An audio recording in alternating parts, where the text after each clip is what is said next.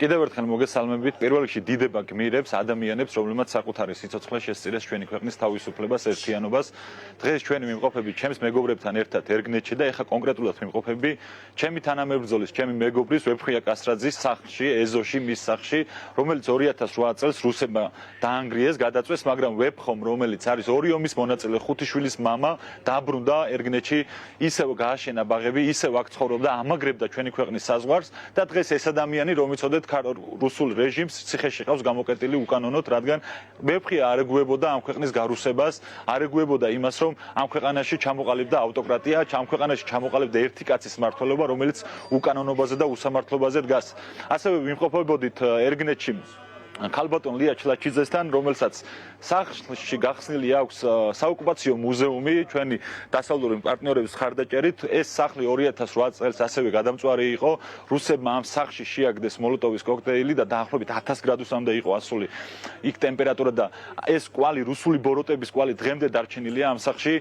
და რა არის? დღეს ასევე მოვისმინე, მინდა ხაზი გაუსვა თბილისის მერის განცხადებას, რომელიც საუბრობდა იმაზე, რომ თურმე რუსების მიმართ განწყობა არის აგორებული კამპანია და წარმოიდგინეთ ეს ადამიანი არის ჩვენი ქვეყნის დედაქალაქის მერი და საუბრობდა იმაზე, რომ რუსეთის წინააღმდეგ აგორებული ეს კამპანია. ვიცე-პრემიერიც არის სხვათა შორის. ქალბატონი ლია, რომელსაც სახლი გადაუწვეს. ვიცე-პრემიერი ქალბატონი ლია, რომელსაც სახლი გადაუწვეს, ვეფხო, რომელსაც საკუთარი სახლი გადაუწვეს და ამ ბრძოლაში და ომებში უამრავი მეგობარი და ახლო ადამიანი დაკარგა, თურმე აგორებულ კამპანიას აყვადა, ამიტომ არ უყვართ რუსები და რუსეთის სახელმწიფო და ის მოქალაქეები რუსეთის, რომელიც ეთანხმებიან იმ პოლიტიკას, რაც დღეს პუტინის რეჟიმს აქვს. აი ამ ამბავამდე მივედი და მივედით იმ ბოროტებამდე, რომ ამ ქვეყანაში ქართული ოცნების გადადგმული ბოლო ნაბიჯები მიანიშნებს იმაზე, რომ რუსული ანტირუსული განწყობები უკვე დასჯადი გახდება და ადამიანებს ციხით ემუქრებიან, რომ თორმე ოკუპანტი უნდა შევიყვაროთ. ამას გვეუბნება დღეს ქართული ოცნება, რომ ოკუპანტი, რომელსაც ჩვენი ქვეყნის ტერიტორიები ოკუპირებული აქვს, მოგვიკლა გიორგი ანწუხელიძე, დაგვიხოცა შინდისის გმირები, შვიდობიანი მოქალაქეები და უამრავი ბოროტება, რომელიც ჩამოთვლად შორს დაგვიყვანს, თორმე დღეს ეს სახელმწიფო და ამ სახელმწიფოს მიმართ ამ ქვეყანაში არსებული განწყობები, აგორებული კამპანია, აი ამაზე საუბრობს დღეს ქართული ოცნების ხელისუფლება სამარცხვინოდ იცავს რუსულ პოზიციებს იმ ქვეყნის წარმომადგენლები, რომლის ტერიტორიები ოკუპირებულია მტერი სახელმწიფოს მიერ. ოთო, თვითონ მოსახლეობის განწყობა როგორია ახლა მანდ? იმიტომ რომ მე მახსოვს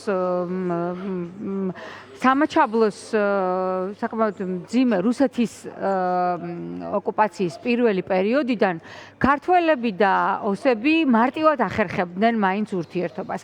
ახლაც კი, როცა ჩავდივარ საზღვრისპირა საოკუპაციო საზღვრისპირა სოფლებში, ისინი მუდმივად ამბობენ, რომ ჩვენ ოსებთან გასაყოფი არაფერი არ გვაქვს, რომ არა რუსები.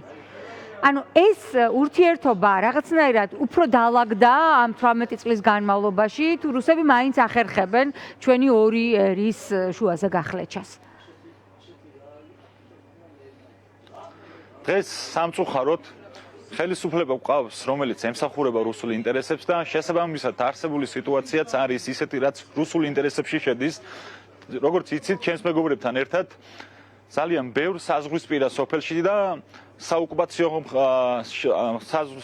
ხასთან არსებულ სოფლებში ვიყავით და უმძიმესი სურათია სასაზღვრო სოფლებში და განსაკუთრებით საოკუპაციო ხასთან არსებულ სოფლებში, არადა სახელმწიფოს, რომლის ტერიტორიებიც ოკუპირებულია, იმ სახელმწიფოს პრიორიტეტი უნდა იყოს, რომ აქ მყოფ ადამიანებს შეუქმნას ისეთი პირობები, რომ მათ არ მოუწიოთ ამ სახლების საკუთარი შრომით და წვალებით აშენებული სახლების დატოვება, რომელიც უკვე ერთხელ რუსებმა გადაუწვეს, მაგრამ უმძიმესი სურათია, სოფელი იცლება ერგნეთი, როგორც ადგილობრივებთან საუბრის დროს ჩვენ ვიგებთ და ეს ადამიანები გვეუბნებიან, რომ ახალგაზრდა აღარ არის ამ სოფელში უკვე დარჩენილი, იცლება სახლები, ქალბატონი ლია გვეუბნებოდა, რომ თითქმის უკვე 15 სახლი დაცარიელდა მის ირგვლივ სამეზობლოდ და ისიც იძულებული ხდება, რომ ნოემბერში, როდესაც ზამთარი დგება, დატოვოს სოფელი ერგნეთი და ქალაქში გადავიდეს დროებით საცხოვრებლად და შემდეგ ისევ ბრუნდება. ასეთი სურათია, ესეთი უმძიმესი სურათია იმ საზღვრისპირა სოფლებში, სადაც დღეს ადამიანები ასრულებენ პირდაპირ მნიშვნელობით ჩვენი ქვეყნის საზღვრების დაცვას.